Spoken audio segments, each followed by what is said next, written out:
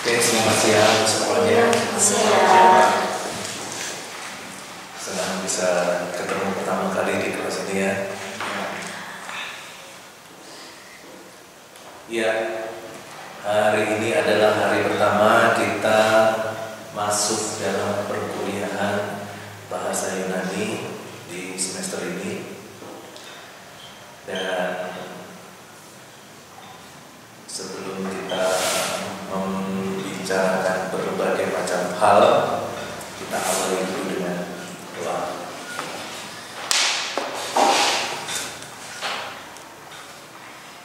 Puji, hormat, syukur, kemuliaan, dan semarak serta keagungan kami naikkan kepada Tuhan Allah Bapa yang bertahta di atas segala kemuliaan di surga. Allah yang kami kenal di dalam dan melalui Tuhan kami Yesus Kristus.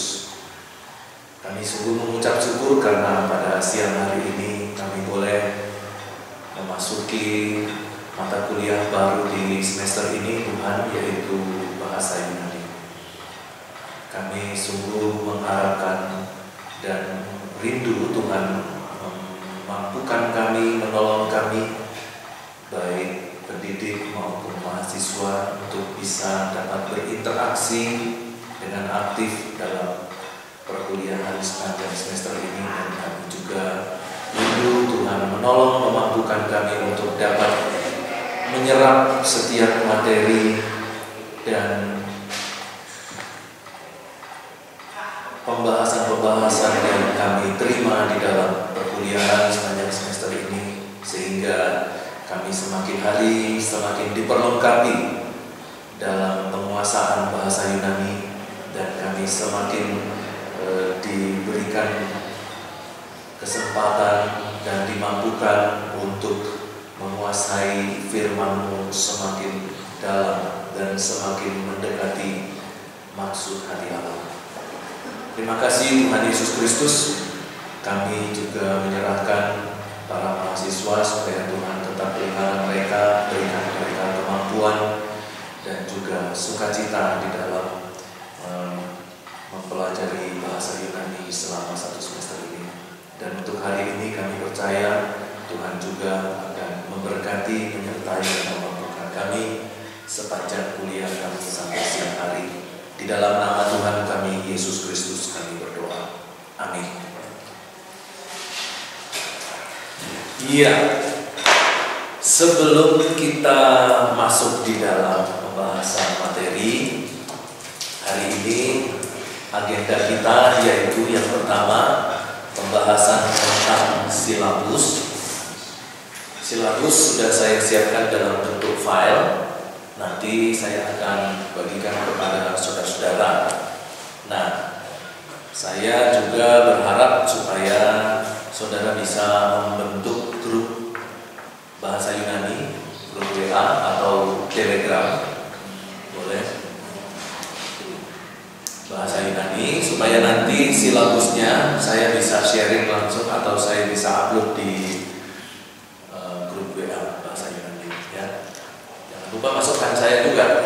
Sudah tahu nomor saya? Belum. Siapa ketua kelasnya di sini? Alex. Karena dia cuma satu-satunya laki-laki ya? Ya, cuma satu-satunya dia aja. Oh ya, oke. Makanya kalau dia hitam gitu. Ya, jadi Alex ya, Alex ketua kelasnya, dan dia membuat grup WA atau Telegram. Sebenarnya saya lebih senang Telegram. Waduh. Karena kalau Telegram itu saya bisa upload file yang besar-besar. Ya. Jadi kalau misalnya ada buku dengan file misalnya 4 giga, bisa saya upload di Telegram. Kalau WA nggak bisa. Ya, kalau WA itu hanya file-file dengan kapasitas kecil. Ya, tapi terserah kalian mau bikin WA grup atau Telegram, silakan. Nomor HP saya 081 331 332 527.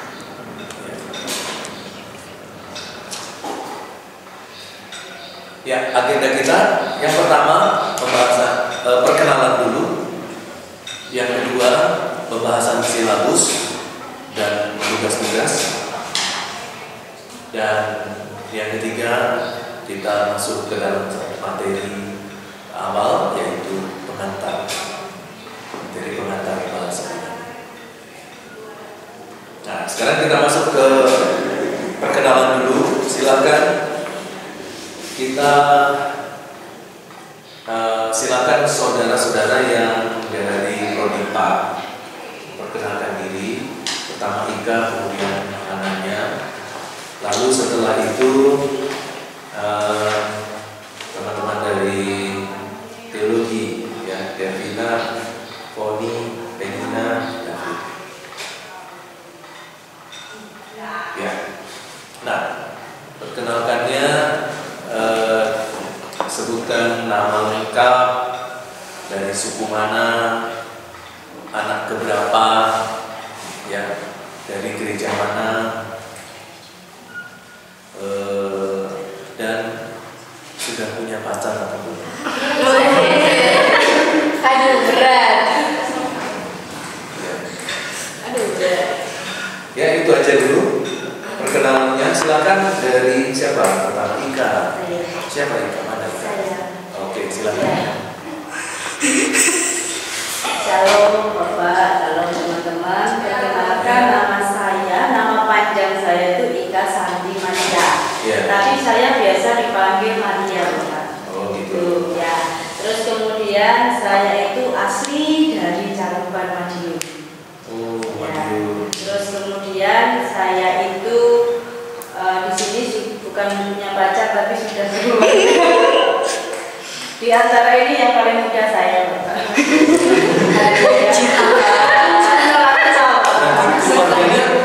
Keluarganya di Madiun semua. Iya, Suami? enggak di sini. Cuma keluarga besar di sana di Madiun. Oh, asal dari Madiun tapi sudah tinggal di Sidoarjo. Iya. Terus kemudian saya itu sudah mengajar di lembaga di SDN Waru 2. Oh gitu. Iya. Begitu. Dan gereja saya asal mula itu Betani, Bapak, tapi karena sudah itu kita pindah di Bethesda Gateway, Ruko Gateway sebelah ini. Oh, Ruko Gateway. Ya, di situ. Dan pelayanan bidang PAW di sini. Ya. Itu Putranya ada berapa? baru satu. Oh iya. Kenapa? Oh, lulus kuliah dulu baru nambah. Karena tugasnya banyak sekali. Ya. Nah, terima kasih Bu Ika. Silakan berikutnya anaknya. Oke, perkenalkan nama saya Hananya Martalita Yesi. Bisa dipanggil Marta, bisa dipanggil Hana, tapi familiarnya Marta.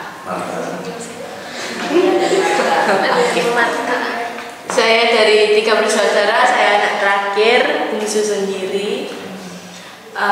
Umur saya 21 tahun. Saya yang paling tua. Kamu yang paling tua bisa dijelaskan. Terus saya dari ada 2 gereja, GBPS Medaeng sama GBC Warung.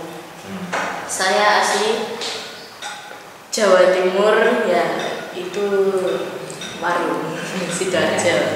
Oh, Sidoarjo ya. Ya. Pacarnya? Hah? Pacar? Belum. Belum punya pacar? Enggak mau. Enggak mau tuh? Enggak. belum memikirkannya. Oh, belum memikirkan. Tapi mau kan ya? Enggak. Kalau memikirkan Yang penting mau itu. Enggak. Hah? Nanti 30 lah. Lanjut S2 dulu nih. S1, S2 nya Ya, orang itu kan punya planningnya sendiri-sendiri. Oke, sekarang kita masuk ke teologi. Delvina. Ya, silakan. Kenalkan, nama saya Delvina Pramuji, biasa dipanggil Delvina. Asal dari Nusa Tenggara Timur, asal gereja Demit. Saya anak pertama dari 5 bersaudara. Anak pertama ya.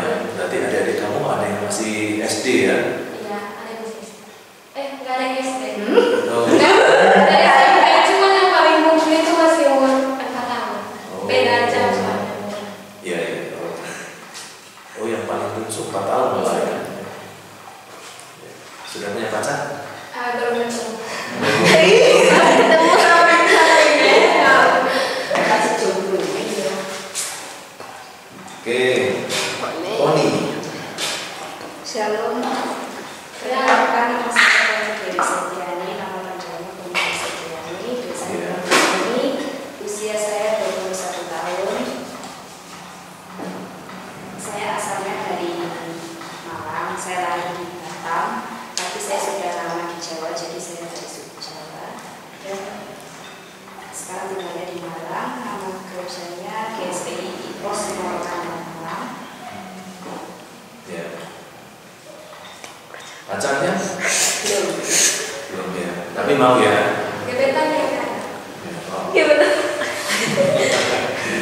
Oke. Penina. Baik, Shalom. Perkenalkan nama saya Penina Lauzila, asal dari Nusa Tenggara Timur. Gerejanya Gereja Bethel. Saya anak keempat dari 5 bersaudara. Usia saya 21. Pacar? Belum, Pak. Oh, ini banyak yang belum ternyata ya. Ini cewek-cewek dia. Ada. Oke. David terakhir. Saya perkenalkan, nama saya David Alexander Bima, biasa dipanggil Alex.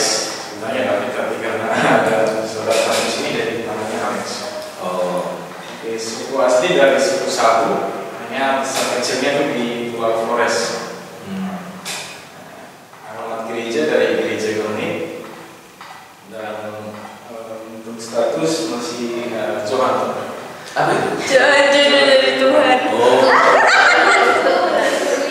Johan ya. Johan. Oke.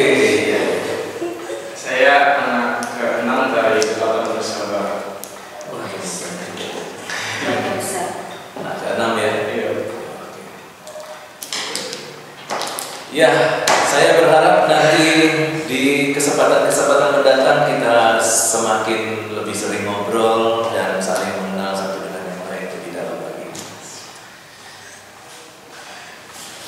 Oke, saya sudah dengar informasi tentang saya? Belum. Kenapa tidak cari informasi dulu? Saya tahunya Pak Nona pintar bahasa Yunani. Oh gitu, itu aja. Lainnya belum. Ada belum. Ada yang bilang kalau orang itu ganteng nggak? Ada. Oh ada. Iya. Coba kamu tahu dari teman-teman kamu atau siapapun tentang saya, nanti saya bilang, oh saya klarifikasi dia itu benar gitu, oh, itu salah.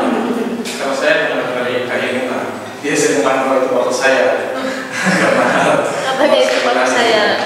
Oh, iya dia bilang apa dia? Itu bapak saya, Pak Ronald. Oh gitu. Kapan saya melahirkan dia? Siapa namanya? Yunina. Kak Yemima. Oh, Kak Yemima. Oh, Yemima.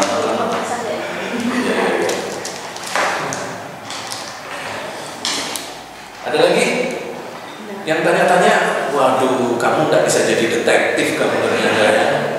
Kalau kamu mau jadi detektif itu harus sering tanya, jangan masa bodoh. Lebih baik masa Pintar. Iya. Ada Pak itu lulus apa? Bulea. Oh Bulea, iya bilang apa Bulea? Humoris. Humoris. Humoris. Oh humoris. Ya, jadi kalau di kelas itu senang apa? Hidup gitu loh, guyon gitu. Oh suka bercanda guyonan. Oh iya. Ada lagi satu sih Pak, tapi saya lupa yang ngomong sama saya itu siapa ya? Iya. Itu loh tentang IT. Bapak itu pintar katanya IT. Nanti kita boleh belajar ya Pak. Boleh. Tapi saya lupa Pak siapa yang bilang itu, lupa udah lama soalnya. Oh gitu. Namanya dia. Pintar IT-nya itu. Oh, Nanti iya. bisa belajar sama dia. Oh gitu. Ya. Oke. Ya nanti pada waktu berkenalan, nah kalian nanti bisa cross check. Oh iya, informasi yang saya dengar itu ternyata benar. Oh ternyata salah. Gitu ya. Ya, nama saya Ronald Johannes Masing. Masing itu adalah marga dari Sulawesi Utara. Jadi kalau dari suku saya Manado, ya menang tampang doang. Ya, tapi saya ini agak beda karena kulitnya hitam. Karena umumnya itu Manado itu putih semua. Ya.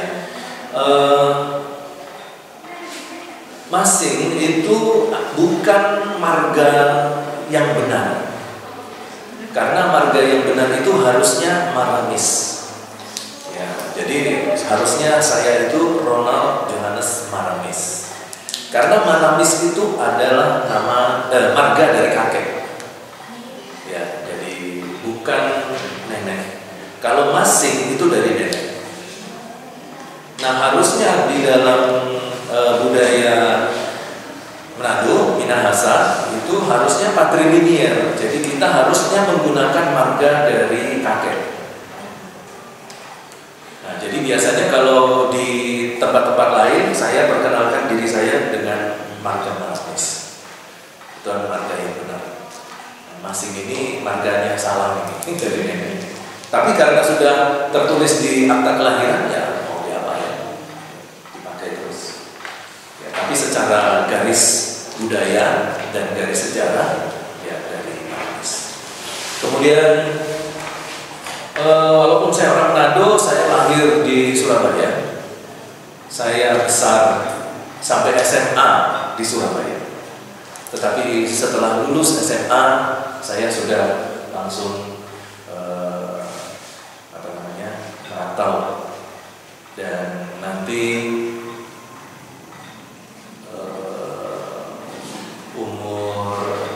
sekitar umur 30-an baru saya kembali lagi ke Surabaya. Jadi saya merantau cukup lama, kurang lebih antara 15 tahun. Kembali lagi ke Surabaya. Itu kemudian saya sebelum masuk ke universitas, sebelum masuk ke STT, saya sempat juga kuliah di Universitas Hasanuddin. Ya, kalau sekarang itu programnya namanya SNBP. Tahu SNBP? Itu yang penelusuran penerimaan siswa itu berdasarkan prestasi. Dulu namanya PMDK. Nah, kalau di universitas sekarang itu penerimaannya macam-macam. Ada SNBP, ada SNBT, yaitu ujian tertulis, ujian mandiri. Jadi ada yang SNBP itu siswa-siswa yang nilai kelulusannya digolongkan eligible. Eligible itu ranking tinggi, gitu ya. Jadi kalau nilai rapotnya tinggi semua, dia ranking 1, ranking 2 sekolah, nah itu eligible namanya. Dan itu nanti masuk ke universitas negerinya bisa pakai jalur SNBP, jadi tidak ikut tes, nanti langsung diterima berdasarkan nilainya, prestasinya. Nanti kalau setelah SNBP baru nanti ada ujian tertulis. Ujian tertulis itulah yang biasanya nanti ujian masuk universitas itu. Nah, dulu saya diterima di Universitas Negeri SNBP, masuk tanpa tes, dan saya termasuk salah satu mahasiswa yang bukan saja masuknya tanpa tes, tetapi seluruh kuliahnya itu dibiayai pemerintah. Ya, jadi dari seluruh lulusan SMA Indonesia Timur, saya 50 terbaik. Ya. Kalau dari segi akademis, ya dari SD, SMP, SMA itu selalu berprestasi.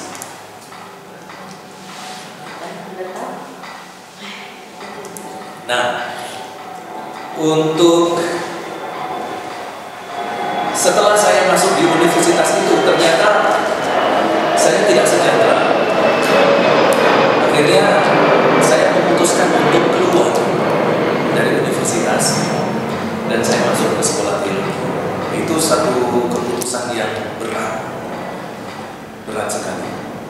Tapi karena panggilan Tuhan, ya saya tinggalkan kuliah saya.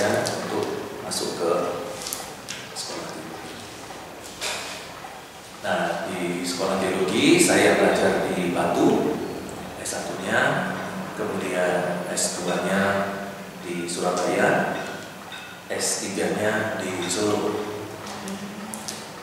Cuman untuk S3-nya ini belum selesai, padahal saya satu angkatan dengan Pak Edi. Satu angkatan saya sama Pak Edi. Pak Edi sudah lulus duluan, saya belum. Karena dari segi keuangan belum ada dananya, sehingga tidak bisa melanjutkan. Dan sebenarnya sudah tinggal ujian disertasi, seluruhnya sudah selesai. Ujian proposal semua sudah selesai, hanya tinggal satu ujian terakhir disertasi. Disertasinya pun sudah selesai, tinggal ujian. Tapi karena untuk ujian itu harus lunas semuanya, nah itu yang buat akhirnya jadi terhambat di situ. Ya saya berharap nanti tidak terlalu lama bisa kumpulkan uang untuk melunasi dan bisa langsung diwisuda. Itu untuk S3-nya. Ya tentu S3-nya ambil jurusan teologi, subjurusan biblika. Nah, di dalam teologi itu ada 4 jurusan: biblika, sistematika, historika, dan praktika. Jurusan misi dan pak itu adalah jurusan praktika. Ya, jadi itu teologi praktis. Kalau biblika, nah ini ya teologi biblika, nah inilah yang saya masuki. Nah, teologi biblika itu adalah sebenarnya teologi dasar. Setelah teologi biblika, baru kemudian dikembangkan teologi sistematika, praktika, dan historika. Nah, salah satu mata kuliah dalam konsentrasi teologi biblika yaitu bahasa Yunani. Itu sekolah saya, dan sekarang saya bekerja di GSPI Derea. Istri saya dari Semarang, anak baru 1. Sebenarnya pengen tambah tapi tidak berhasil. Jadi ya baru 1 ini dan mau lulus SMK. Kebetulan anak saya ini lulus eligible, jadi dia dapat ranking 2 paralel sebelum SMK di SMK Petra. Jadi dia sebenarnya sudah mantap untuk kuliah ke Jakarta. Dia tidak suka kuliah negeri, jadi sudah daftar di Universitas Calvin di Jakarta. Tapi saya bilang sama dia, ya udah, walaupun kamu suka di Calvin, sudah daftar juga di sana, diterima beasiswa di sana. Tapi saya bilang, ya coba-cobalah kamu daftar di Universitas negeri. Ya nanti nggak tahu gimana nanti. Ya, itu keluarga. Saya tinggal di dekat Bandara Juanda sebelumnya. Bandara Juanda itu ada 2, Juanda lama sama Juanda baru. Yang paling banyak dipakai itu Juanda baru. Nah, saya dekat yang Juanda lama. Tapi untuk Juanda baru juga nggak terlalu jauh. Ya, kalau misalnya naik motor ya, karena motor itu bebas macet, bisa sacet-sacet gitu ya. Itu kurang lebih 15 menit lah sampai di pintu masuknya bandara. Jadi tidak terlalu jauh. Kalau kalian nanti ada kesempatan jalan-jalan ke arah timur, boleh mampir ya ke rumah saya. Tapi sebelum mampir telepon dulu. Ya, Pak, saya mau mampir. Nah, kalau saya tahu kalian datang, saya mau pergi.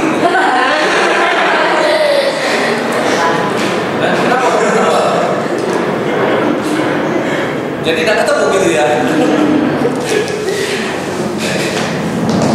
Saya mulai mengajar di sekolah teologi itu tahun 93. Sudah lahir? Belum ya? Kamu belum lahir, saya sudah jadi dosen di STT. Berarti umur saya masih muda atau sudah muda? Sudah muda.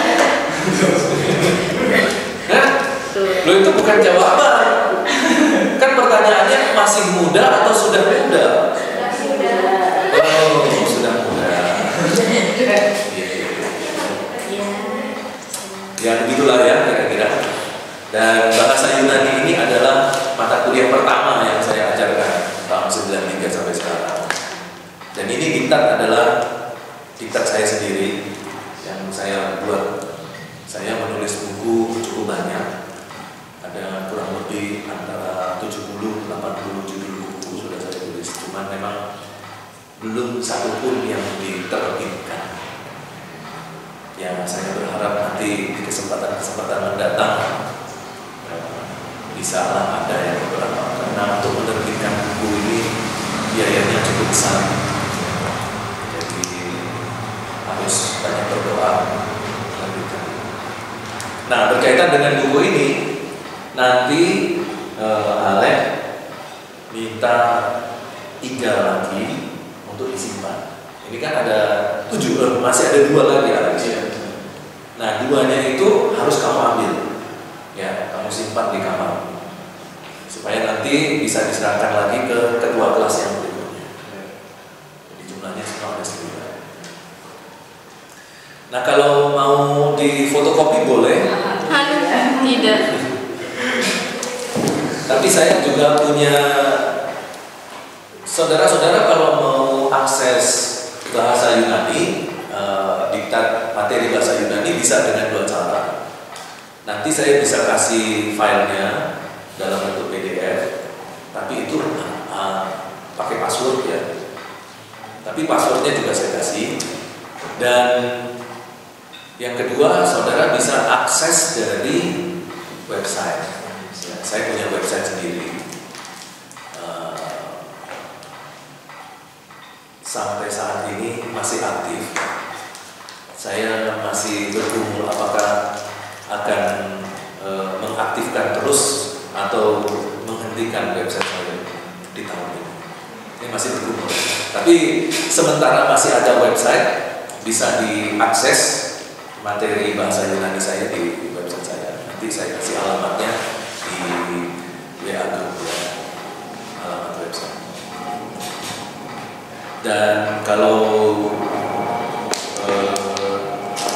nggak lupa, jadi tolong diingatin supaya saya bisa bagi juga file bahasa Yunani itu ke saya dan ke grup supaya kalian juga punya filenya.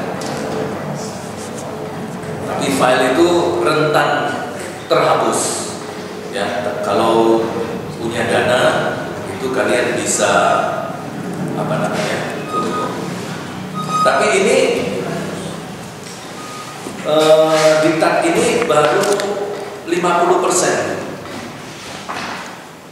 Jadi kalau mau di print seluruhnya lengkap itu 2 kalinya ini. Ya, 2 kalinya 2 ring. Ya, 2 kalinya segitulah kira-kira. Jadi kalau mau saya katakan diktat yang ada sama kalian ini ada masih ringkasan. Ya. Jadi inti-inti pentingnya. Ini tebal ini karena ada lembaran soal latihan. Kalau nggak ada lembaran soal latihan mungkin agak sedikit tipis. Jadi diktat ini hanya level 1 dan 2. Masih ada level bahasa Yunani itu sampai 4. Level 3 dan 4 itu nanti dipelajari pada waktu kalian masuk ke studi lanjutan. Itu pun kalau di dalam studi lanjutannya itu menyertakan materi bahasa Yunani. Karena kadang-kadang kuliah MTH itu sudah tidak belajar lagi bahasa Yunani. Ada beberapa sekolah teologi yang memasukkan Yunani 1, 2, 3, 4 itu untuk S1. Nah itu berarti bahwa seluruh pembahasan bahasa Yunani itu didapatkan sepanjang kita ada di S1 ini. Tapi sebagian besar STT hanya masukkan level 1 dan 2 saja. Tapi sebenarnya dengan level 1 dan 2 itu sudah cukup untuk membekali kita bisa menggali firman Tuhan dengan menggunakan bahasa Yunani. Ya, oke. Itulah perkenalan kita. Kalau dibilang hobi, nah kita semua pasti sama hobinya ya. Semua yang menyenangkan itu pasti hobi. Tapi kalau ada yang berkaitan dengan keahlian, nah itu beda. Misalnya hobi mancing, semua senang mancing. Ya. Tapi kalau hobinya main bola, itu perlu keahlian. Hobinya apa? Main tenis meja. Oh, keahlian, perlu keahlian. Kalau mancing nggak perlu keahlian, cuma lempar begini. Yang penting sabar. Dan suka ya. Jadi kalau suka, mudah bisa diikuti. Ya, itu saja perkenalannya. Ada yang mau ditanyakan berkaitan dengan perkenalan ini? Ada yang saya lupa? Oh iya, keahlian ya, tentang keahlian. Ya, kalau di bidang komputer itu saya punya sedikit lah ya, sedikit. Jadi untuk merakit komputer, memperbaiki komputer, ya sedikit bisa. Untuk penguasaan software itu bisa. Sampai di situ. Tapi kalau bahasa pemrograman masih belum, sedikit-sedikit ya, belum menguasai bahasa pemrograman. Kalau di bidang multimedia sangat bisa.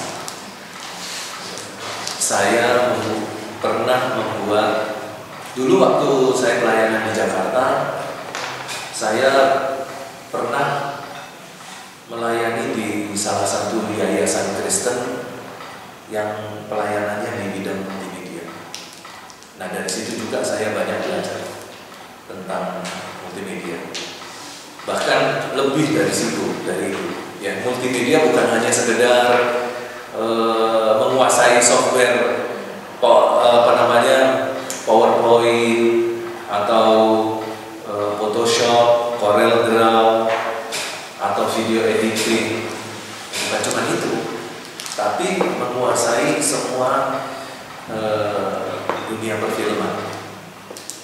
Jadi saya dulu pernah buat semacam video gitu, video dokumenter. Ada 7 atau 8 video dokumenter. Lalu saya juga pernah membuat beberapa film company profile.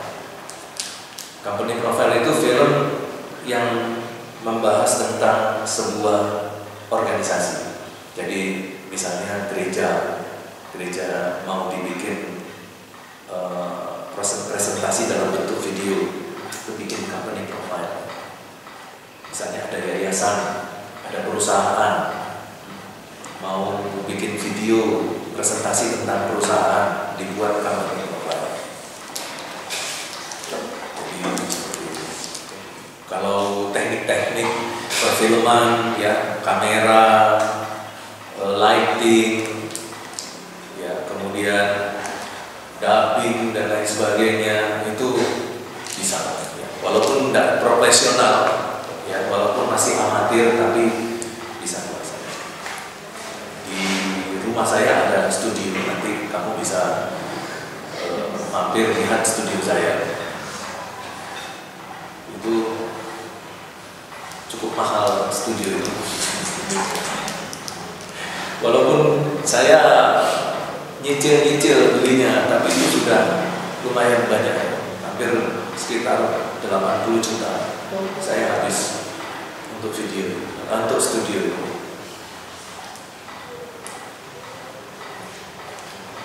Ya, walaupun itu masih belum apa-apa itu. 80 juta belum apa-apa. Lampunya kurang lebih ada 70 lampu. Itu lampu ini, dok lampunya ada 70. Jadi kalau kamu syuting di video saya itu seperti siang hari ada di dalam kamar, terang sekali. Tapi itu belum apa-apa.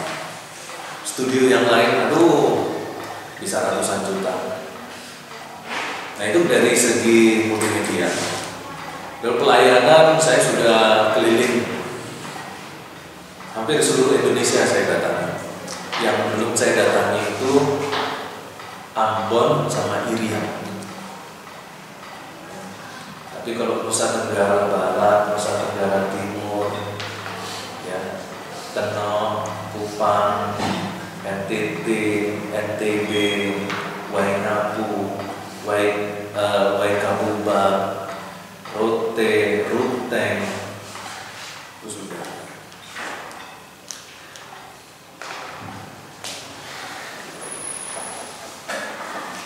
Kalimantan tuh hampir semua Kalimantan sudah saya datangi. Sumatera, dari ujung Sumatera, dari Bengkulu sampai ke Medan sudah. Jawa sudah saya opok-opok.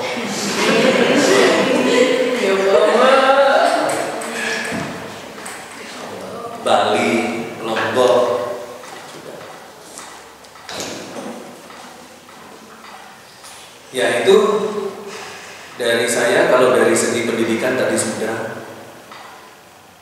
ya sudah kira-kira hampir semuanya saya perkenalkan. Ya mudah-mudahan kita bisa semakin berkenalan lagi di kesempatan-kesempatan mendatang dan semakin saling mengenal. Kita bisa menjalin kerjasama nanti dalam pelayanan juga. Oke, ada pertanyaan? Saya Pak. Ya, gimana? Pak, kami ini kan masih muda-muda ya Pak. Sama saya juga masih muda. Kalau kami lihat tadi Bapak cerita juga, Bapak sangat semangat sekali dalam belajar dan juga dalam menyelesaikan setiap studinya. Kira-kira semangat buat kami Pak, kira-kira apa yang membuat Bapak sangat motivasi untuk belajar? Iya ya.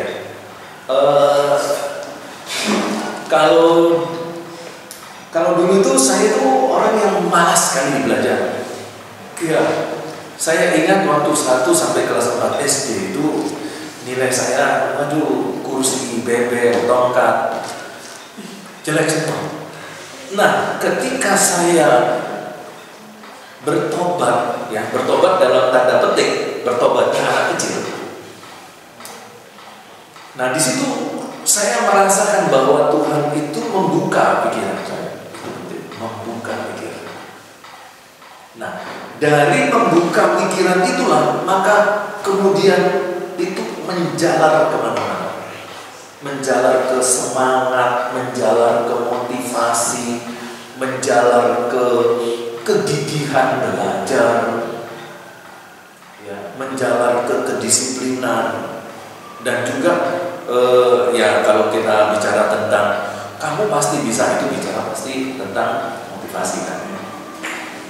Jadi sejak saat itu, sejak saya bertobat itu, Tuhan buka pikiran saya, dan disitulah saya mulai menikmati belajar. Jadi ini semacam satu apa ya, nasihat, semacam satu tips kalau kita mau belajar. Itu belajarlah untuk belajar menikmati. Jadi kamu belajar bahasa Yunani, nikmati belajar bahasa Yunani, dinikmati, jangan dibuat stres. Dan kalau misalnya tidak bisa, itu bukan berarti berhenti. tapi justru menjadi cambuk bagi kita, menjadi pemicu bagi kita untuk berusaha lagi, untuk paham lagi. Saya waktu belajar bahasa Yunani pertama itu sama seperti kalian, setengah mengerti, setengah tidak mengerti. Tapi kalau mau tanya sama dosennya, itu dosennya sepertinya sibuk banget gitu ya, ditemui susah sekali. Itu zaman saya dulu. Wah, jadi gimana ini? Saya belajar sendiri.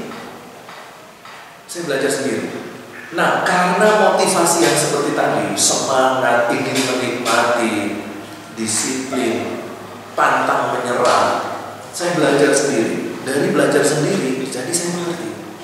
Bahkan dengan mengerti itu, saya mengerti dulu, baru di guru dosennya ngajar materi itu. Nah, akhirnya dari situ kemudian muncullah budaya kebiasaan belajar yang benar. Nah, yang selalu saya pelihara setiap kali kalau saya belajar, dalam hal ini ikut kuliah, dalam konteks ikut kuliah, itu saya selalu mempelajari dulu yang belum diajarkan. Jadi misalnya kita sudah sampai bab 2, nah saya belajar di bab 3 sampai bab 3. Jadi ketika gurunya atau dosen mengajar bab 3, saya sudah ngerti. Nah, tinggal saya lanjutkan lagi belajar sendiri bab 4. Jadi pada saat dosen mengajar bab 4, saya sudah ngerti. Nah, yang jadi kebiasaan mahasiswa pada umumnya itu tunggu dosen. Kalau dosen belum mengajar bab 3, ya tidak belajar bab 3. Kalau dosennya belum mengajar bab 4, ya tidak belajar bab 4. Nah, ini saya kasih tahu tips.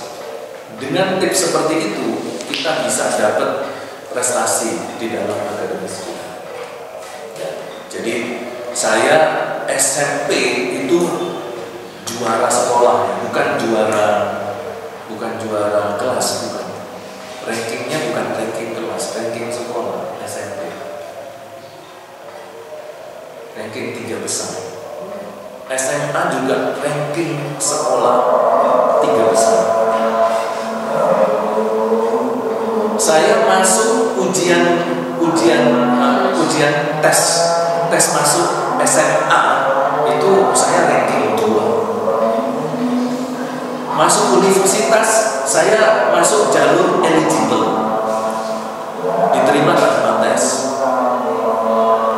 S1 saya lulus cum laude. S2 saya lulus makna cum laude. Jadi di atasnya cum laude. Nilai rata-rata S2 saya hampir 4,0. Jadi transkrip nilai saya itu A semua, A dan amin. Hanya 1-2 yang B.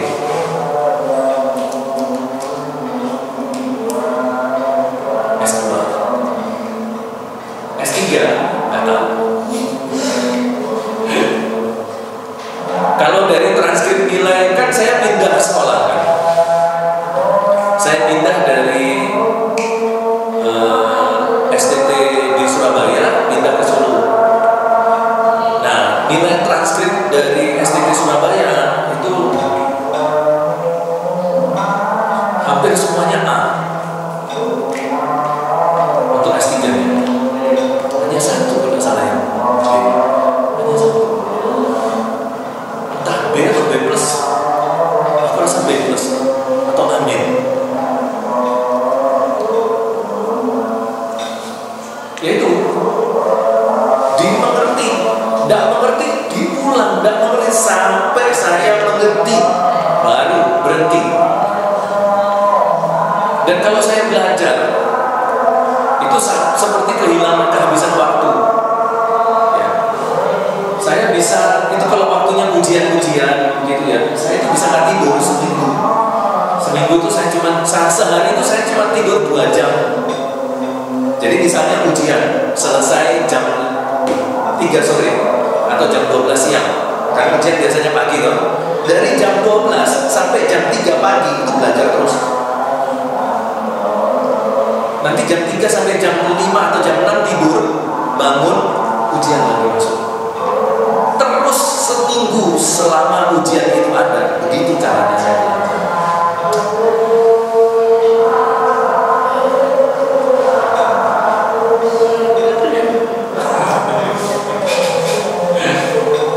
Tetapi inti adalah apa?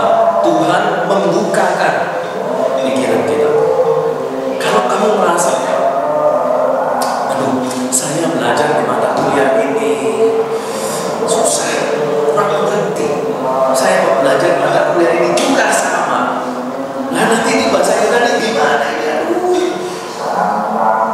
Nah, kamu berdoa, Tuhan, bukakan pikiran saya. Itu kalau pikiran kita dibukakan, itu semuanya itu menjadi jelas. Saya juga bingung. Padahal dulu tuh saya itu sampai bingung, kenapa kok 2 ditambah 3 itu kok jadi 5? Kenapa? Kadang-kadang saya tuh pengen protes sama gurunya. Kenapa kok hasilnya 5? Saking nggak mengertinya saya. Tapi ketika setelah kelas 4 SD, Tuhan bukakan pikiran saya jadi mengerti hitung-hitungan. Saya jadi mengerti matematika. Itu kalau ada program baru, ini contoh ya, di bidang komputer. Kalau ada software baru gitu, saya hanya butuh 5-10 menit, saya sudah kuasai software. Saya hanya lihat dan kutak-atik, oh caranya begini, oh caranya begini.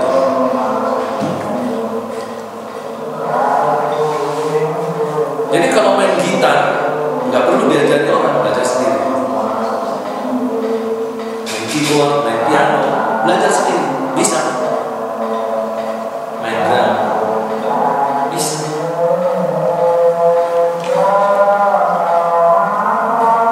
Menciptakan lagu, waduh bisa. Ya kalau saya ada waktu luang aja, jadi saya bisa ciptakan lagu banyak gitu. Waktu corona, anak saya datang jam 10 malam. Saya sudah mau tidur, anak saya datang. Dia panggil saya Dedi, tolong, kenapa? Besok ada ujian, ada tugas. Tugas apa? Menciptakan lagu corona. Kan sudah jam 10 malam. Menciptakan suruh menciptakan lagu corona, tentang corona. Saya bilang, ambil kertas, ambil pulpen. Saya bikin syairnya tentang corona, tentang lagu. Saya main sebentar, 1 jam jadi lagu corona. Nggak usah lama-lama, jadi 1 lagu. Ini kalau ada gitar ya, kita main. Saya main aja, spontanitas. Di jam yang sama, di detik yang sama, saya bisa ciptakan 1 lagu baru tanpa harus merenung di bukit doa Immanuel. Tidak perlu. Saya ambil gitar, saya genjreng, langsung nyanyi, langsung jadi 1 lagu. Saya pernah praktekkan itu. Dan kalau saya ngajar sekolah minggu, aduh, itu anak-anak itu bisa lengket kayak lem, kayak perangko sama saya. Saya bisa saya bisa menirukan 5 suara berbeda. Suara anak, suara perempuan, suara laki-laki dewasa, suara kakek nenek.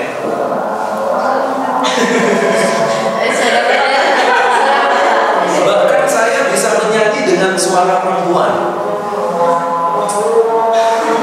Saya bisa menyanyi dengan suara perempuan. Saya bisa menyanyi 2 suara laki dan perempuan bersama-sama. Gimana Pak? Gimana Pak? Coba Pak, contoh Pak. Ya nanti lah. Saya lagi gabut soalnya. Benar tentunya. Ini saya contoh Ini saya buktikan ya suara kakek. Kalian ini sudah besar-besar. Kelakuan kalian masih seperti anak kecil sih.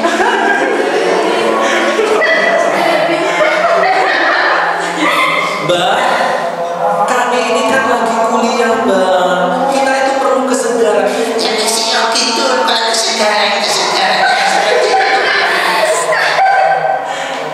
Ya jangan sampai seperti anak kecil toh ya.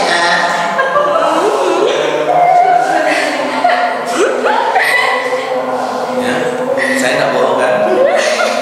Bayangkan kalau saya ngomong kayak gitu di sekolah minggu, saya bercerita. Maaf ya, anak-anak sekolah minggu tuh sampai ngiler.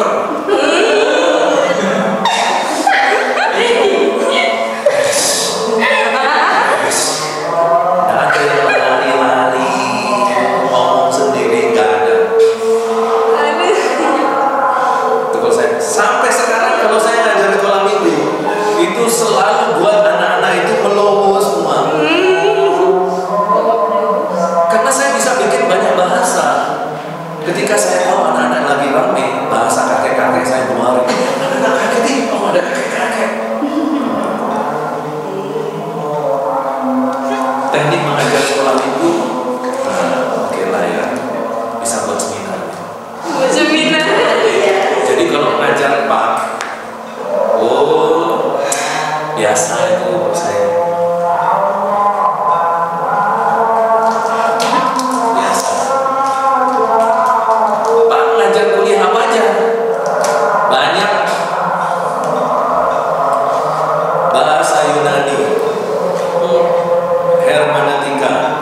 Sejarah gereja, okultisme, logika, teologi PB, teologi surat Am, eksegese, hermeneutika perjanjian lama, tafsir PB, tafsir PL, liturgika, apa lagi?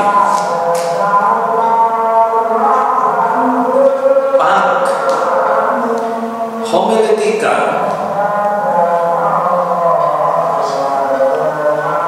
apa lagi? Loh kenapa kok bisa banyak? Dan saya punya diktatnya semua.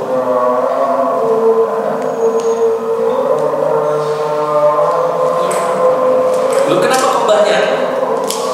Ya karena saya mengajar dulu ya di beberapa sekolah teologi. SGI, SGU, ya, terus apa lagi? Kalau SGI ada SGI, SGU,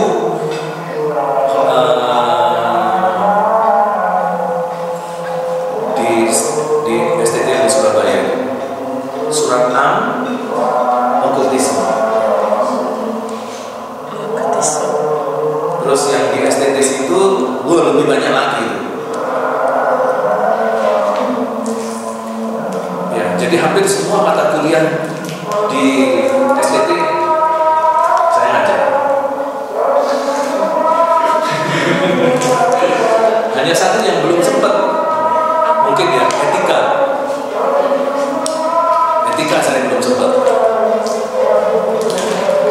Dogmatika, teologi, sistematika, semuanya wes. Dan itu 80% masih aktif saya ajar semua mata kuliah itu. Masih aktif.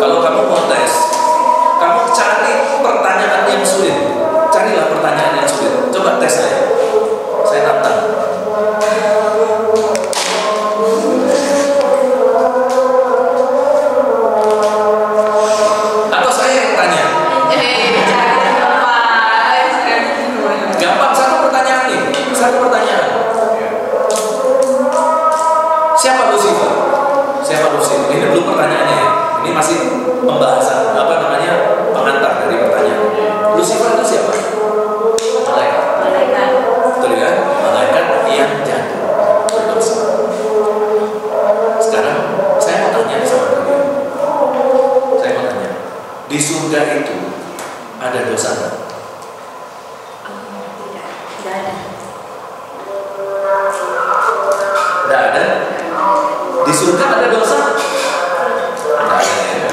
Kenapa tidak ada? Karena di surga itu suci, penuh kemuliaan. Iya. Sekarang saya mau kasih tahu. Lucifer itu jatuhnya di mana?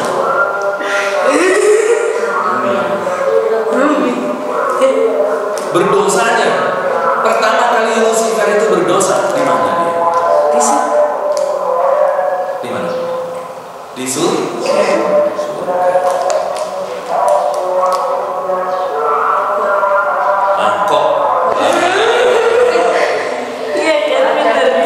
Sekarang saya mau tanya, Lucifer itu tergodanya di surga. Siapa yang goda?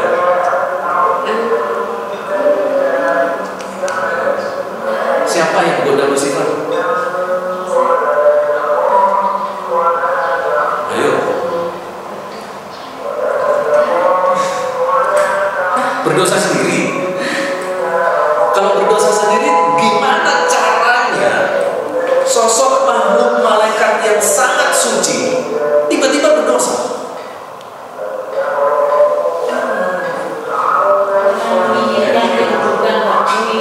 Ini saya bandingkan antara malaikat dengan pendeta. Malaikat itu suci kudus, tidak ada dosa sama sekali. Pendeta bisa berdosa, betul ya? Sekarang tanya pertanyaan saya, kamu bisa nggak mengganggu pendeta? Mencobai pendeta, atau bikin gara-gara sama pendeta sampai pendeta itu berdosa dan marah dan berdosa. Gampang nggak? Sulit. Walaupun dia masih berdosa, bisa berdosa, tapi kan sulit. Kenapa? Dia kan pasti jaga ibadah, jaga kekudusan. Misalnya, Pak Pendeta, ayo kita nyuri yuk. Mana mau? Pendeta diajak berbuat dosa, mana mau? Itu pendeta yang masih berdosa, diajak berdosa, nggak mau. Betul nggak? Sekarang malaikat jauh sama pendeta, diajak berdosa. Pendeta aja susah, apalagi malaikat. Nah sekarang siapa yang bikin Lucifer berdosa di surga?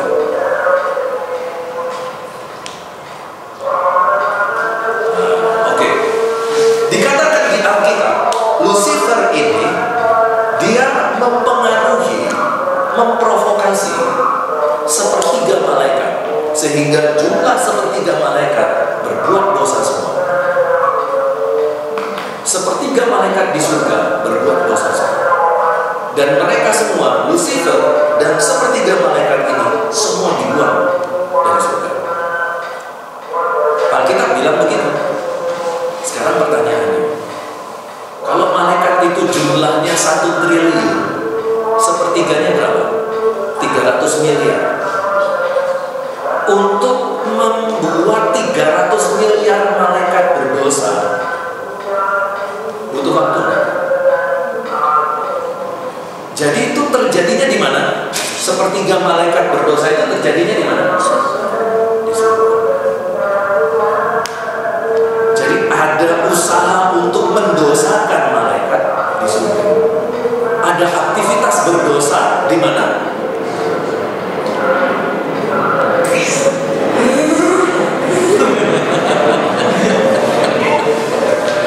Apakah di surga tidak bisa seperti itu? Bisa. Siapa bilang tidak bisa? Iblis loh bisa datang ke surga. Siapa bilang iblis tidak datang ke surga?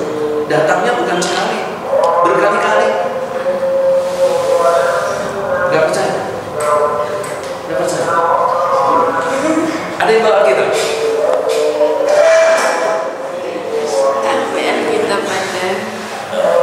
Coba kamu buka Ayub. Kamu buka Ayub 1 ayat yang ke-6. Yang sudah dapat bisa baca.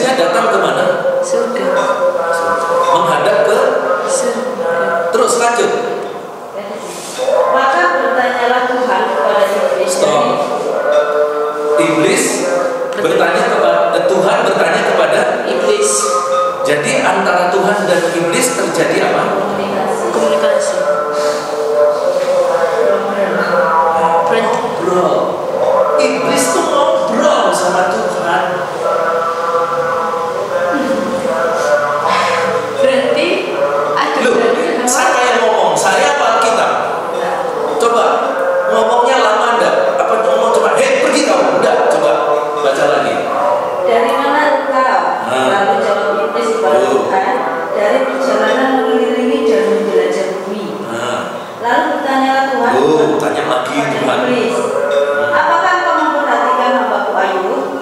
Sebab tiada seorang pun di bumi seperti dia, yang demikian salah dan jujur, yang takut akan Allah dan menjauhi. Oke, stop. Dan seterusnya itu masih ada pembicaraan. Jadi Allah itu ngobrol sama iblis.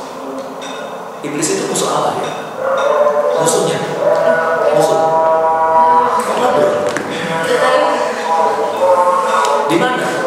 Di surga. Iblis bisa ke surga? Bisa.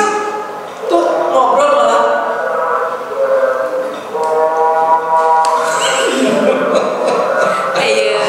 Lalu kemudian apa yang kamu tahu? Surga itu maha suci, tidak ada dosa. Iblis jatuhnya di surga. Sepertiga malaikat berdosanya di surga. Iblis secara berkala memberi laporan, datang ke surga, menghadap Tuhan, ngobrol dengan Tuhan. Kamu sudah pernah ngobrol sama iblis? Loh, kalau Tuhan bisa ngobrol dengan iblis, kamu harusnya Bisa.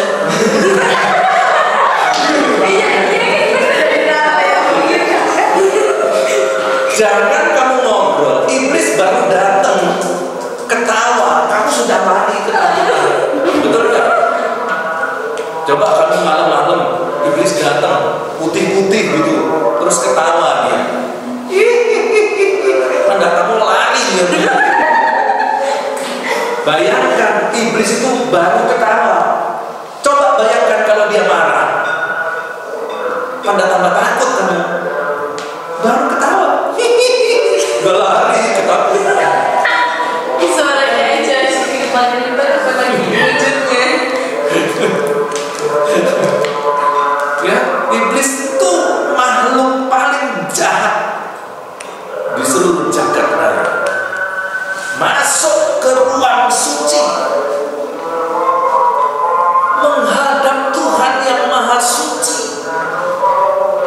Iblis si pendosa menghadap Tuhan yang maha suci, ngobrol sama Tuhan.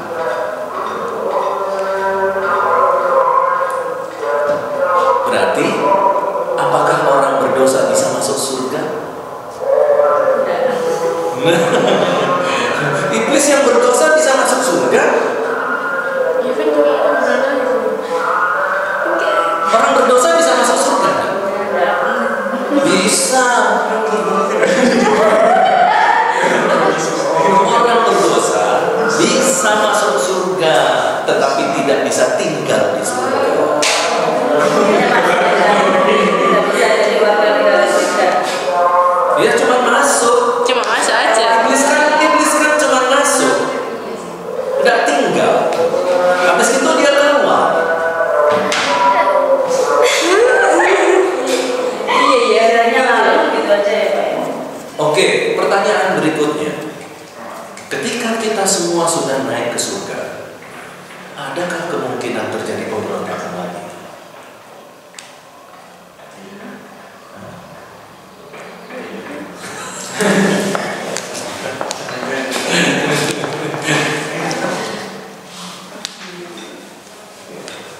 Adakah kemungkinan orang bisa berdosa lagi? Dulu pernah terjadi, Lucifer berdosa di surga. Nah, ketika nanti kita sudah di surga, ada nggak kemungkinan? Entah siapa berdosa. Ada. Alkitab tidak mengatakan selesai sudah iblis jatuh dalam dosa kemudian tidak pernah ada lagi dosa di surga. Ada nggak Alkitab katakan itu? Tapi yang pernah ketika Tuhan Yesus sedang hidup seluruh jahat dikatakan tapi ada kan belum waktunya Pak. Ya. Bagaimana belum waktunya? Tapi kan itu kan jalan akhir jalan. Yang saya tanyakan bukan konteks itu.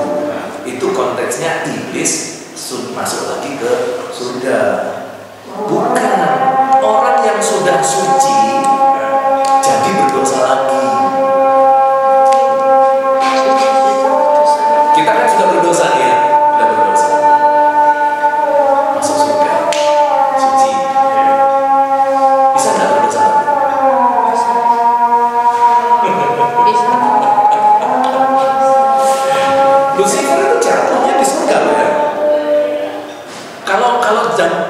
zamannya Lucifer.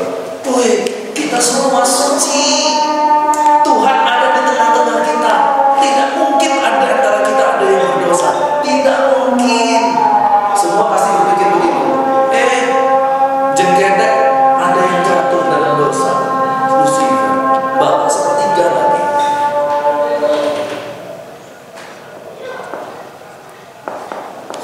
Ya udahlah, nanti kamu pikirkan nanti ya. Merenungkan siang dan malam. Nah itu semua saya punya jawab.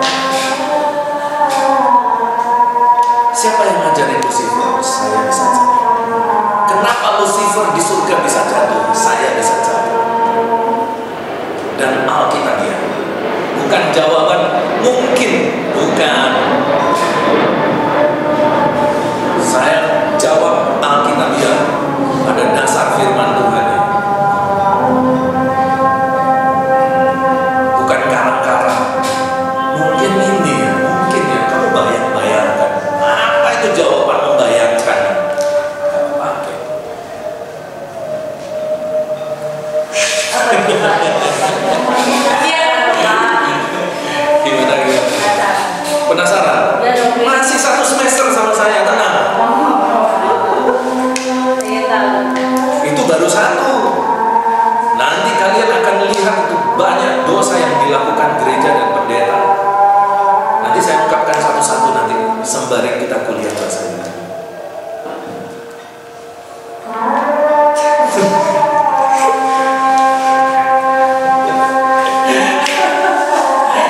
Ya, oke, ini sudah jam berapa nih? Masih lama. Hah? Masih lama. Masih lama? Ya, benar. Iya, Pak. 12 masuk. Jam 12 kurang seperempat. 11.45. Ya, oke. Nah, sekarang saya akan memberikan sedikit pengantar tentang kenapa kita harus belajar bahasa Yunani. Ada sesuatu yang aneh. Kamu udah melihat keanehan ketika kamu masuk kuliah bahasa Yunani.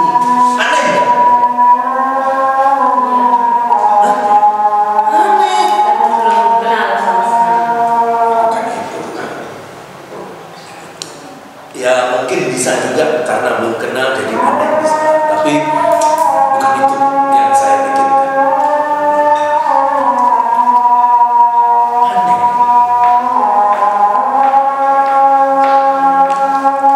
Saya mau tanya, Tuhan Yesus orang Ibrani enggak? Orang Yahudi?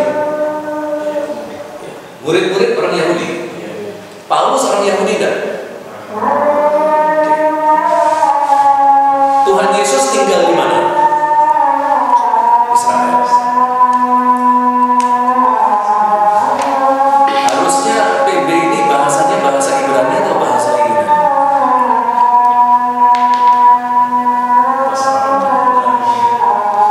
Kalau misalnya, ini kita berlogika sederhana.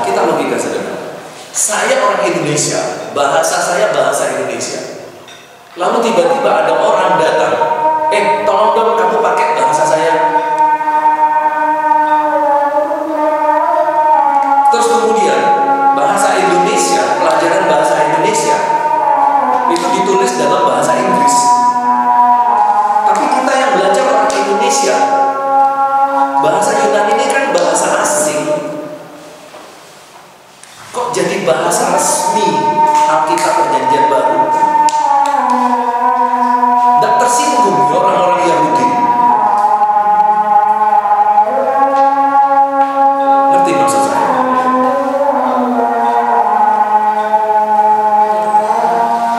Itu Eropa ya? Iya. Kan lebih cocok kalau bahasanya bahasa Aram atau bahasa Ibrani kan? Nah ini kok pakai bahasanya bahasa asing? Saya kalau orang Indonesia, ya belajarnya belajar bahasa Indonesia. Buku-buku saya ya buku-buku Indonesia. Oh, tiba-tiba saya disuruh belajar bahasa Inggris, ngapain?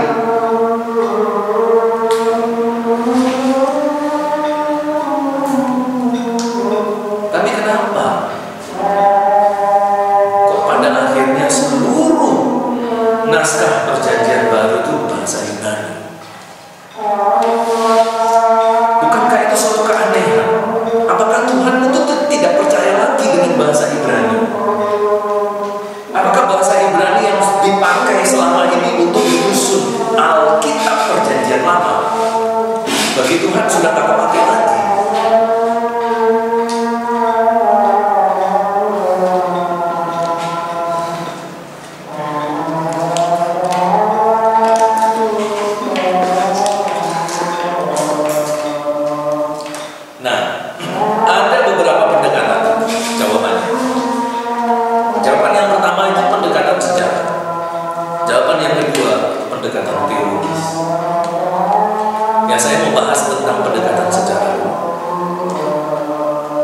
Bangsa Israel, kalau kita lihat dalam pembacaan kitab suci perjanjian lama, mereka ini jatuh banget ya, di dalam mengikut Tuhan Yahweh, itu jatuh banget.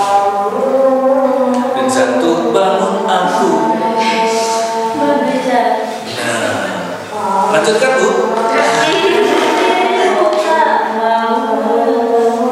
Iya, asik-asik deh. Jadi jatuh bangun mengikut Tuhan.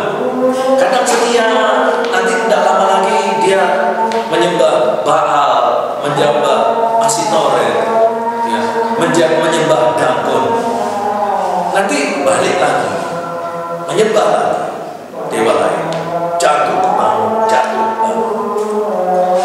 Nah, kebanyakan jatuhnya daripada bangunnya. Dan selama itu kita tahu bahwa setiap kali mereka sudah terlampau dalam jatuh, Tuhan selalu menghukum mereka untuk dikuasai oleh bangsa lain. Nah, penguasaan terakhir terhadap bangsa Israel oleh bangsa lain itu terjadi di tahun 500 tahun sebelum Masehi, yaitu pada masa pemerintahan Nebukadnezar. Nah, itulah yang kemudian kita tahu terjadilah pembuangan, ya, terjadilah pengungsian besar-besaran, bahwa sebagian besar orang-orang Israel itu diangkut jadi budak di Babel. Nah, disitulah kemudian muncul masa pelayanan Daniel, Sadrak, Mesak, Abednego. Setelah mereka 70 tahun di sana, mereka balik ke Israel, dipulangkan. Tetapi setelah dipulangkan, tidak lama mereka menghirup udara bebas, datang kerajaan Yunani yang waktu itu dipimpin oleh Alexander Agung. Ya, kerajaan Yunani yang dipimpin oleh Alexander Agung bersama dengan semua jenderal-jenderalnya menguasai, menjajah lagi, dijajah. Jadi belum sempat beberapa tahun menikmati udara segar, itu zamannya Ezra dan Nehemia sudah dijajah. Dijajah sampai menjelang Tuhan Yesus lahir. Menjelang Tuhan Yesus lahir, kurang lebih tahun 100 sebelum Masehi, kerajaan Yunani dikalahkan oleh kerajaan Romawi. Seluruh bagian negara-negara atau kerajaan-kerajaan yang tadinya dikuasai oleh Yunani itu diambil alih, sekarang dipimpin oleh Romawi, termasuk Israel. Jadi Israel yang tadinya itu dikuasai Yunani, sekarang ganti dikuasai Romawi.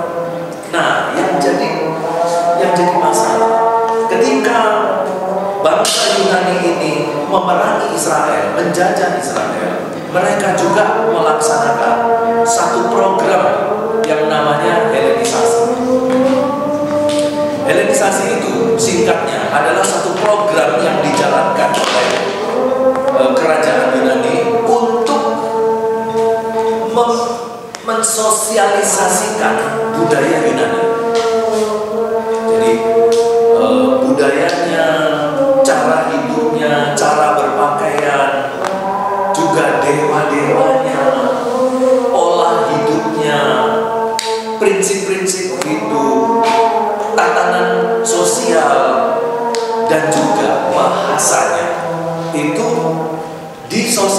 dihelernisasikan ke seluruh wilayah penjajahan.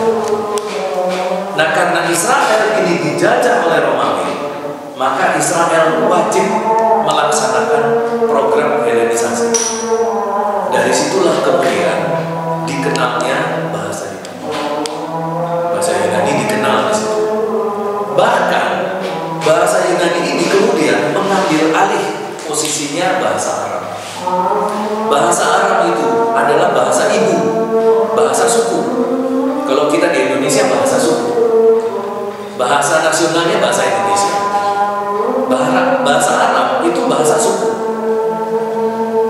Tapi kepopuleran bahasa Arab itu diambil alih oleh bahasa Yunani. Dulu kalau orang ketemu dengan orang Yunani, orang Ibrani ketemu dengan orang Ibrani, bahasanya bahasa Ibrani, bahasa Arab.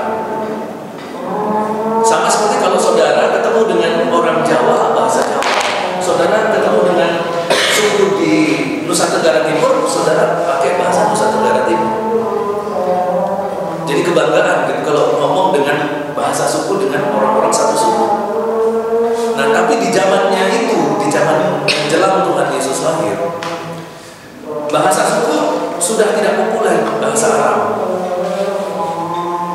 Nah, yang populer bahasa Yunani. Jadi sekarang bahasa Yunani itu pada masa itu dipakai sebagai bahasa untuk bersosialisasi, bahasa perdagangan, pakai bahasa Yunani. Ketika kita ke pasar, bahasa ekonomi. Ketika kita berpolitik, bertemu dengan pemerintahan, pakai bahasa Yunani. Jadi akhirnya lama-kelamaan orang-orang Israel ini dia menguasai 3 bahasa. Bahasa Ibrani, bahasa Yunani, dan bahasa Arab, dan bahasa Yunani. Sama seperti kalau kita ada bahasa suku, bahasa Indonesia, kita juga bisa bahasa Inggris. Nah, orang yang bisa berbahasa Yunani pada waktu itu levelnya di masyarakat itu akan meningkat, diakui. Karena itu orang-orang walaupun termasuk dia orang Romawi, orang Yunani, orang Ibrani, kalau dia pakai bahasa Yunani, itu dia merasa dirinya itu bisa terangkat, dihormati, dihargai. Beda sama orang-orang yang nggak bisa bahasa Yunani, mereka dianggap sebagai orang yang berada di level paling bawah di masyarakat. Nah, kan orang kan nggak mau direndahkan, semua mau dihormati. Caranya kuasai bahasa Yunani. Jadi berdasarkan kenyataan fakta sejarah itu, saya berpikir bahwa Tuhan Yesus juga bisa bahasa Yunani. Karena ada pertanyaan, Tuhan Yesus bisa bahasa Yunani tidak? Oh, bisa.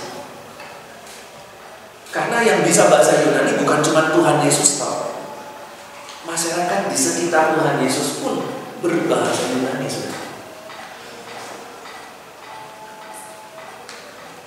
Gitu. Nah, kemudian setelah masa Tuhan Yesus Kristus masuk masa rasul-rasul, rasul-rasul ini diutus Tuhan Yesus pergi ke bangsa-bangsa. Pada saat mereka pergi ke bangsa-bangsa, mereka pergi ke wilayah-wilayah yang dikuasai oleh orang Romawi. Walaupun orang Romawi itu bahasanya bahasa Latin, tapi ternyata orang Romawi itu juga menggunakan bahasa Yunani sebagai bahasa pengantar. Kenapa? Karena sebagian besar wilayah jajahan Romawi itu semua berbahasa Yunani. Karena dulu semuanya dijajah Yunani, makanya berbahasa Yunani. Sekarang orang Romawi berkuasa di wilayahnya orang Yunani, ternyata sudah berbahasa Yunani semua. Karena itu, walaupun pemerintahannya Romawi, bahasanya pakai Yunani. Karena rasul-rasul ini pergi ke wilayah-wilayah yang berbahasa Yunani, maka semua pengajarannya lambat laun berubah dari memakai bahasa Ibrani sekarang pakai bahasa tulisan-tulisan yang tadinya bahasa Ibrani semua disalin ke bahasa Yunani. Karena gereja-gereja pada waktu itu justru nggak mengerti kalau pakai bahasa Ibrani. Tapi kalau pakai bahasa Yunani mengerti. Makanya semua teks asli Alkitab Perjanjian Baru yang bahasa Ibrani itu disalin semua jadi bahasa Yunani. Ada satu masalah muncul, yang asli hilang. Maka yang tinggal adalah teks-teks bahasa Yunani.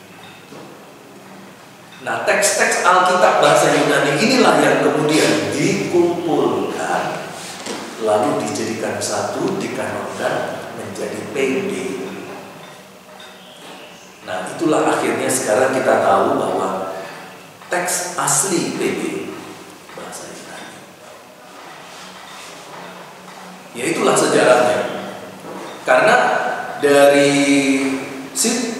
peristiwa sejarah itu lambat laun bahasa Yunani itu akhirnya mengambil alih semuanya sampai kepada penulisan naskah tertua. Itu penulisan naskah tertua bahasa Alkitab Perjanjian Baru bahasa Yunani. Yang bahasa Ibrani nggak ada. Kemana? Hilang. Entah hilang itu disimpan lalu hilang tidak ditemukan, atau hilang terbakar, atau hilang musnah. Nah, itu tidak ada yang tahu sama sekali. Nah, yang ada teks tertua Perjanjian Baru semua bahasa Yunani. Karena itu kita kenal bahwa teks Perjanjian Baru ditulis dalam bahasa Yunani, Perjanjian Lama ditulis dalam bahasa Yunani. Sampai sekarang. Nah, karena hanya ada bahasa Yunani, mau tidak mau, semua sekolah teologi harus belajar bahasa Yunani. Kalau tidak, maka kita nggak bisa menggali Alkitab Perjanjian Baru. Itulah sebabnya kenapa kita sekarang bisa belajar, ada belajar bahasa Yunani. Ya karena itu.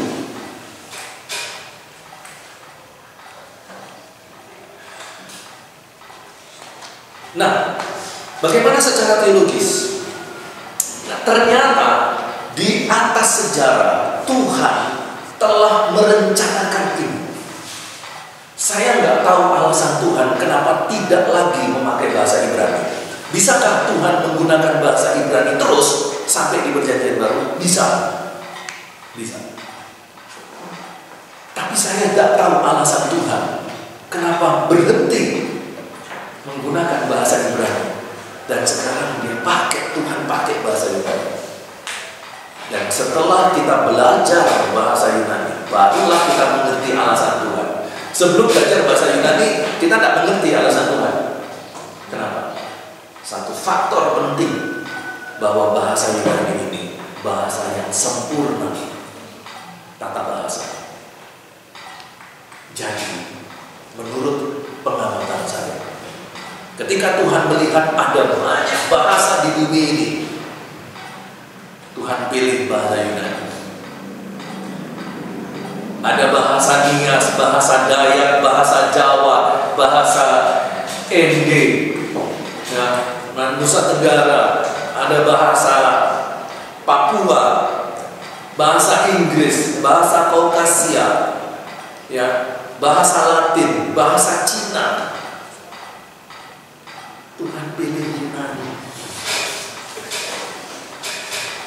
Kenapa?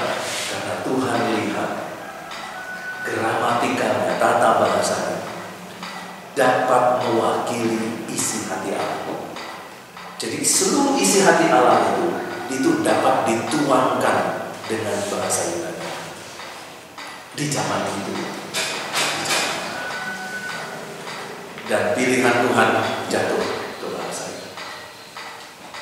Nah, nanti kita akan belajar seberapa sempurnakah bahasa Yunani ini.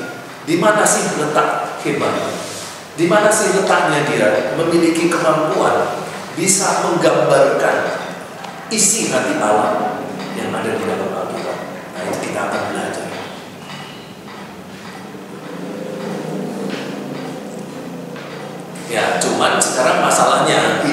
asing. Ya. Bahasa Yunani dalam tata bahasanya itu jauh lebih ribet daripada bahasa Ibrani. Bahasa Ibrani itu tidak terlalu ribet. Kita belajar 1-2 jam, kita sudah langsung paham konsepnya. Bahasa Yunani, aduh, ya, jelimet, rumit, ribet, banyak peraturan. Nah, karena banyak peraturan itulah membuat dia itu semakin tajam dalam menggambarkan isi hati Allah. Nah, kesempurnaan bahasa Yunani inilah yang kemudian membuat kita itu jadi wow, luar biasa. Nah, nanti ketika kita belajar, saya akan berikan beberapa contoh-contoh bagaimana kita itu bisa begitu terpukau ketika ayat firman Tuhan itu kita gali, kita dalami dengan menggunakan bahasa Yunani. Makanya di dalam semester-semester yang lalu, saya selalu ingatkan mahasiswa, kamu kalau khotbah berhenti pakai bahasa Indonesia, Alkitab bahasa Indonesia, mulai belajar pakai bahasa Yunani. Saya kasih contoh satu aja, nanti ini saya akan ulang. Jam berapa ini? Jam 12.30. Oke, masih ada 7 menit. Yesus berkata, Tuhan Yesus berkata, kamu harus menjadi, kita diutus seperti domba ke tengah-tengah serigala. Perhatikan, domba. Domba ini kalau di dalam bahasa Indonesia itu tunggal. Kamu diutus seperti domba ke tengah-tengah serigala. Jadi kita waktu membaca, kesan kita apa? Aku sendiri, seorang pribadi, seperti masuk ke tengah-tengah serigala. Aduh, bisakah aku bertahan? Wah, lalu pendeta mulai berkhotbah. Saudara itu seperti domba, diutus ke tengah-tengah serigala. Dunia ini kejam, saudara-saudara. Wah, khotbahnya sepertinya bagus, tapi salah. Ternyata khotbahnya salah. Khotbah yang salah itu dosa. Kamu jangan pikir kamu salah khotbah tidak apa-apa. Oh, jangan pikir begitu. Salah khotbah dosa. Tapi tidak pernah ada orang setelah khotbah minta ampun sama Tuhan. Ada? Sudah berapa kali kamu khotbah cerita Alkitab? Pernah setelah itu datang minta ampun, aduh Tuhan Yesus, ampuni saya ngajar salah, saya khotbah salah, saya berdosa. Tidak ada kan? Semua aman-aman aja, merasa semuanya oke, baik-baik saja. Ya, tidak baik-baik saja. Khotbah yang salah itu menyesatkan. Khotbah yang salah, saudara sudah berbuat dosa. Ini perhatikan salahnya di mana? Alkitab bahasa Indonesia menulis tunggal, bahasa Yunani menulisnya jamak. Probata, domba-domba, di sini tunggal. Kalau kita mendengarkan khotbah seolah-olah saya pribadi diutus ke tengah-tengah serigala, itu khotbah yang sesat. Sebenarnya Tuhan Yesus, konsepnya Tuhan Yesus itu jamak. Jadi kita jamak diutus ke tengah-tengah serigala. Artinya jamak itu dalam bentuk apa? Tim, kelompok. Kita berkelompok diutus ke tengah-tengah serigala. Bukan seorang diutus ke tengah-tengah serigala, beda. Kita tim. Tim ini harus cerdik dan tulus.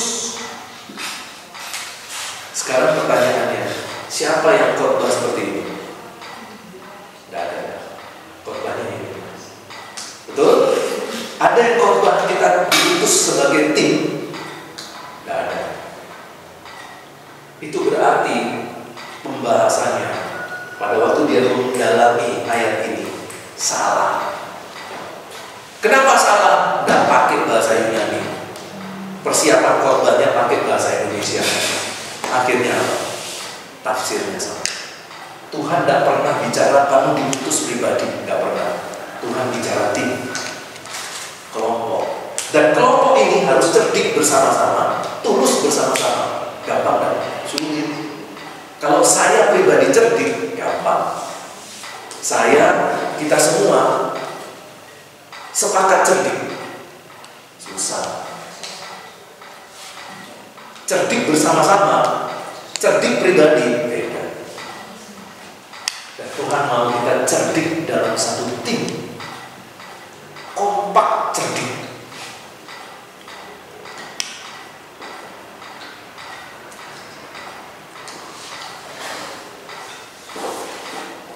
Tidak pernah saya dengar khotbah yang kayak gini, Pak. Iya, karena pendeta-pendeta itu, hamba-hamba Tuhan itu persiapannya bahasa Indonesia. Maka dia lihat di sini tunggal, sedangkan bahasa Yunani-nya jamak.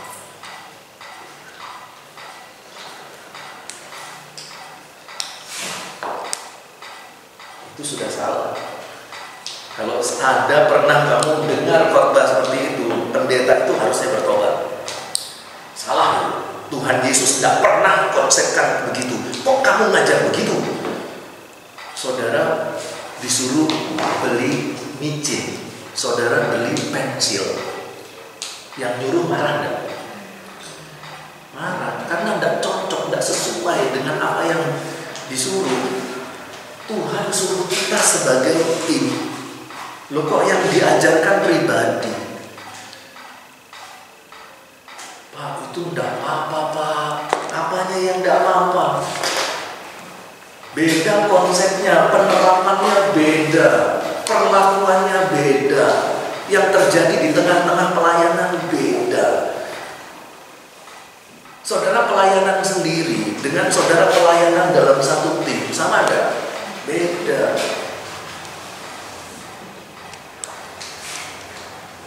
Ini khotbah yang kayak gini salah. Itu yang domba itu.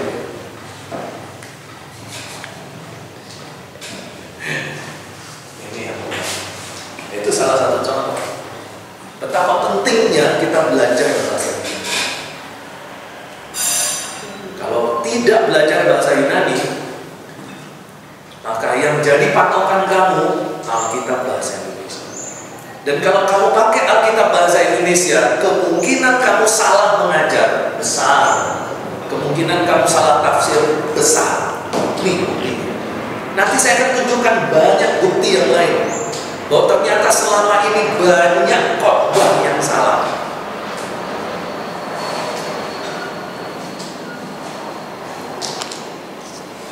Ayo, kalau saudara mau menyangkali saya, menyangkali. Kalau saudara tidak setuju, tunjukkan di mana tidak setujunya. Mari kita lihat bahasa Yunani-nya.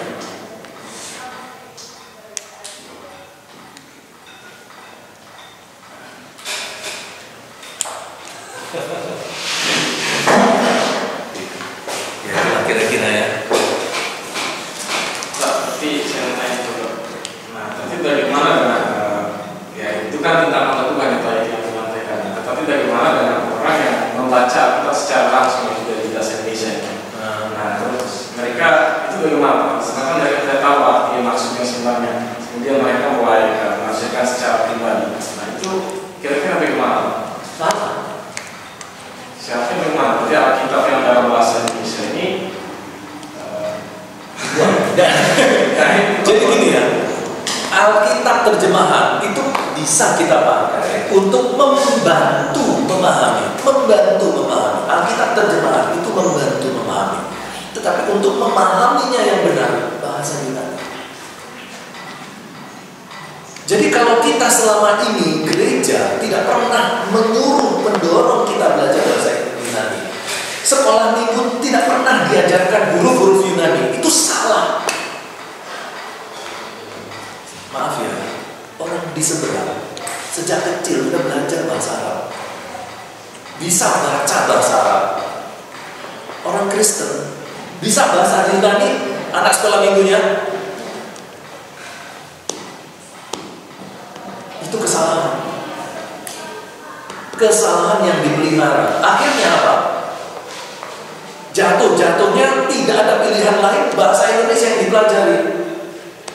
Sedangkan bahasa Indonesia terjemahannya itu hanya sebagai alat untuk membantu memahami bahasa Yunani. Jadi belajar bahasa Yunani hukumnya mutlak dipelajari. Apalagi kalau mereka mau pelayanan TikTok, pelayanan di YouTube. Saudara, Tuhan itu baik, tapi tidak tahu bahasa Yunani. Berhenti kau bicara, berhenti penyesat kau.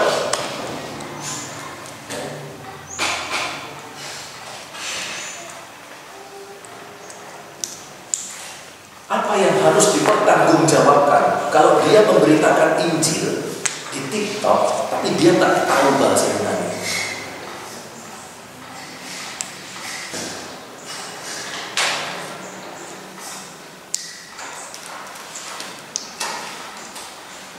Saya kalau dengar khotbah, itu saya paling gampang menemukan kesalahan khotbah. Kalau kamu khotbah, di situ ada saya. Nanti saya bisa tulis kesalahanmu di mana. Bahkan saya tahu khotbahmu itu persiapannya seperti apa. Saya tahu.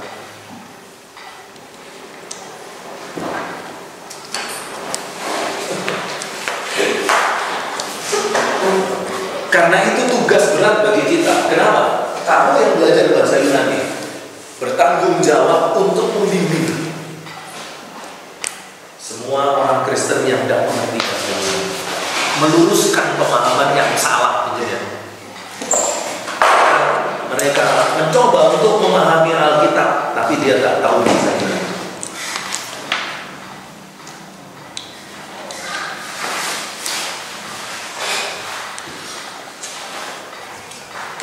18 ya?